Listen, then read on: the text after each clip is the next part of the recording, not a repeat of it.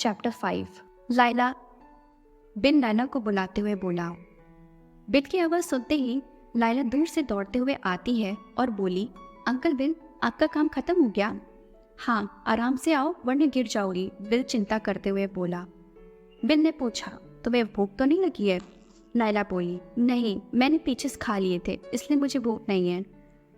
फिर लाइला कुछ याद करते हुए बोली, और हाँ, आज मुझे एक लड़का मिला, वो भी मेरे बराबर है। तभी लाइला का ध्यान सामने जाता है।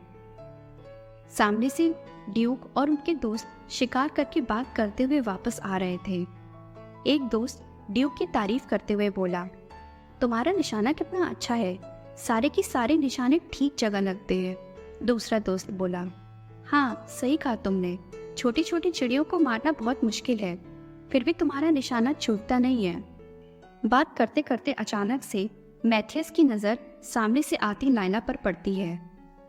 बिल ड्यूक को देखते ही उन्हें झुककर ग्रीट करता है। ड्यूक बोला, काफ़ी टाइम हो गया है आपसे मिले मिस्टर लैमर। बिल आगे बोला, माफ़ी चाहता हूँ कि मैं इतनी देर बाद ये बात आपसे बोल रहा हूँ। मैं इस बच्ची को कुछ समय के लिए यहाँ अरविस में रहने की इजाज़त मांगना चाहता हूँ। बिल आगे बोला, वैसे तो मैंने मैडम से पहले ही परमिशन ले ली है, लेकिन मुझे लगा अगर मैं आपसे परमिशन नहीं लूँगा तो ये आपकी डिसरिस्पेक्ट होगी। तभी ड्यूक का एक दोस्त लाइला की तरफ स्माइल करते हुए देखता है। लाइला झुककर ड्यूक को ग्रीट करती है। ड्यूक का दोस्त लाइला से बोला, तुम वही लड़की हो ना जो पेड़ के पीछे से छिप छिप कर देखती है और बाद में चिड़ियों को दफना देती है? वही मैथियस लाइला को देखकर सोचता है, ये वही लड़की है जो उस दिन पेड़ पर बैठी थी, वही बेवकूफ़ लड़की जिसे मैं चिड़िया समझकर शोक करने वाला था। तभी मैथियस बिल से बोला, ये आपके ऊपर है मिस्टर लैमर, जितने दिन आप इसको यहाँ रखना चाहते हैं आप रख सकते हैं। बिल मैथियस को थैंक यू बोलता है। तभी वहाँ से ड्यूक और उनके दोस्त चले जाते हैं।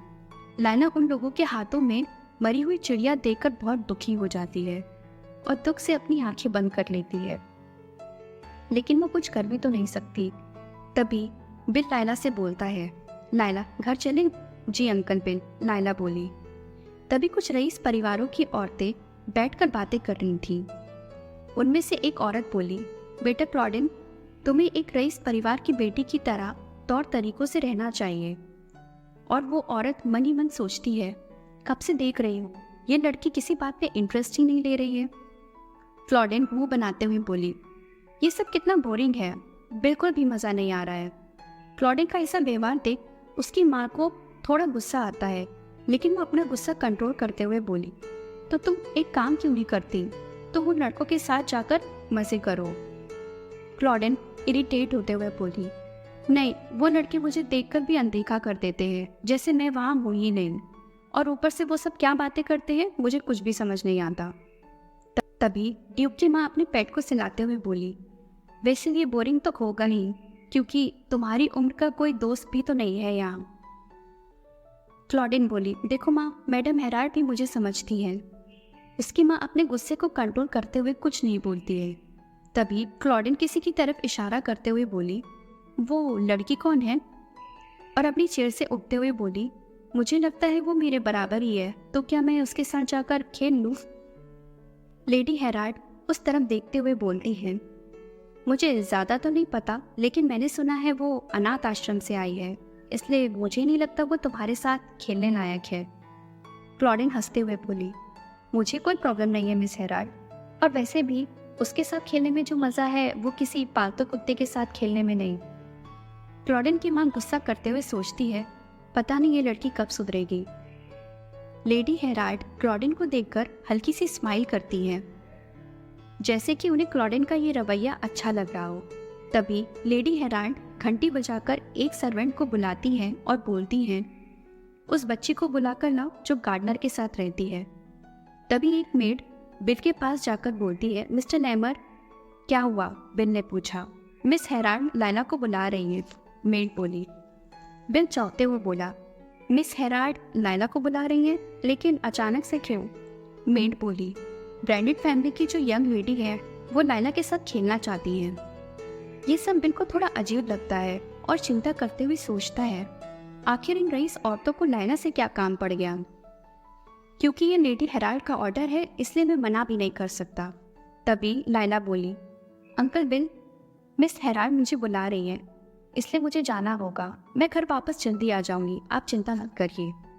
ठीक है, बिल बोला। तभी मेड लायला को लेकर मिस हेराल्ड के पास पहुंच जाती है और बोलती है, योर ग्रेस, मैं बच्ची को ले आए। मिस हेराल्ड को देख लायला सोचती है, मैं इन्हें पहली बार पास से देख रही हूँ, ये कितनी सुंदर है। लेडी हेराल्ड लायला को देखकर स्माइल करते हुए बोली, बहुत प्यारी बच्ची है। तभी लेडी हेराल्ड क्लॉडेन से पूछती है, कैसा लगा क्लॉडेन, तुम्हें पसंद तो आया ना?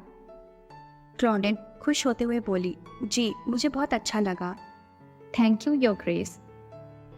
तभी लायला सोचती है, इनका क्या मतलब है कि अच्छा लगा या नहीं? यहाँ जहाँ पर हर कोई अच्छे अच्छे कपड़े पहनकर मज़े कर रहा था, वही उन सबको देखकर ऐसा लग रहा था जैसे उन्हें लायला की फीलिंग्स की कोई परवाह ही नहीं थी। लेडी हेराल्ड एक मेड को बुलाकर उसको कुछ काम करने का ऑर्डर देती है। फिर मेड लेडी हेराल्ड के कहने पर लायला को अपने साथ वहाँ से ले जाती है। मेड लायला को एक आलीशान बाथरूम में अच्छे से नहलाती है, उसकी पूरी बॉडी को अच्छे से साफ करती है। नहलाने के बाद मेड लायला को एक बहुत ही सुंदर सफ़ेद रंग की और मुलायम कपड़े की ड्रेस पहनाती है। तभी मेड बहुत ही बुरी तरह लायला के बालों को सुलझाती है। लायला को काफ़ी दर्द हो रहा था, लेकिन लायला चुपचाप दर्द सहन कर लेती है। लायला को ऐसा लग रहा था कि उसे ये दर्द सहन करना पड़ेगा, क्योंकि ये मिस हेराल्ड का ऑर्डर है, और अगर लायला कुछ भी गलती करेगी तो अंकल बिल को प्रॉब्लम हो सकती है। जब लायला अच्छे से पूरी रेडी हो जाती है, तब रूम में जाने से पहले मेड लायला को समझाते हुए बोलती है, लेडी क्लॉडेन काउंट ब्रैंडेट की बेटी है, इसलिए उनके सामने कुछ भी गड़बड़ मत करना, समझी? जी, लायला नर्वस होते हुए बोली।